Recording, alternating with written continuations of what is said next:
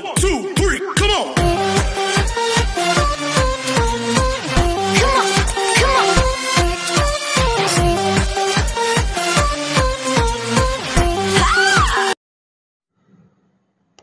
Guys, ito na yung ating tortilla chicken breast. Nababad ko na siya sa paprika. Ito guys, parang kulay pula. Tapos, pamintang durog, toyo, asin, tsaka cumin. Okay.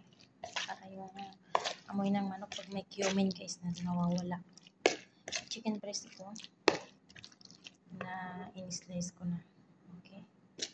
So, nilagyan ko na rin siya ng bawang at saka luya. Hindi ako naglagay ng sibuyas kasi ano ito guys, shawarma. So, yun, ipiprito, prito mo natin siya, isa. Ito yung shawarma powder ang nilagay ko guys. Yan. Mix na yun siya.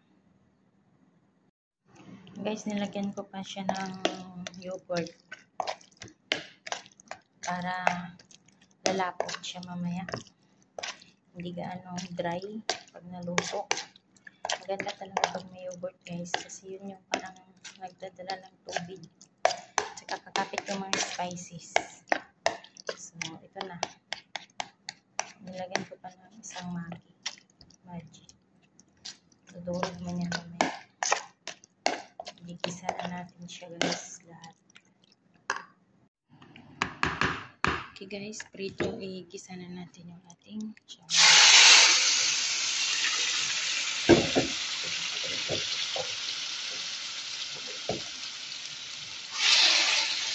Tingnan nyo guys, pag may yogurt siya.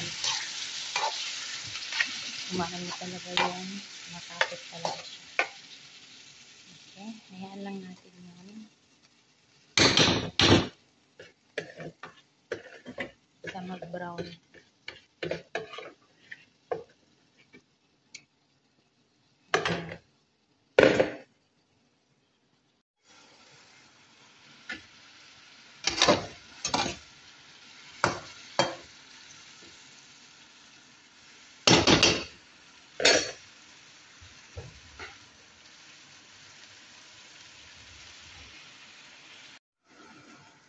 Ito na ating shawarma guys, malapit ng maluto. Guys, ito na ating shawarma. Ito yung ating tortilla. At saka yung french fries. Yan. Sauce. Lagyan natin ito muna. Babalotin ko na guys. Guys, luto tayo ng shawarma and tortilla cheese. Toppings with cheese mozzarella. Ito yung ihalo natin. Binabad ko muna para mabilis siyang lutuin. Potato. Slice nyo ng paba. Ito na yung ating pinirito na fresh na potato. Ilagay natin. Kasi guys, pagka hindi fresh, hindi masarap. Yung ready-made, hindi masarap. Kaya porega basta porega. So, ito yung ilalagay natin. Ito yung tortilla na ibabalot ko mamaya. Malaki. Tapos hatiin sa tatlo. Ayan siya.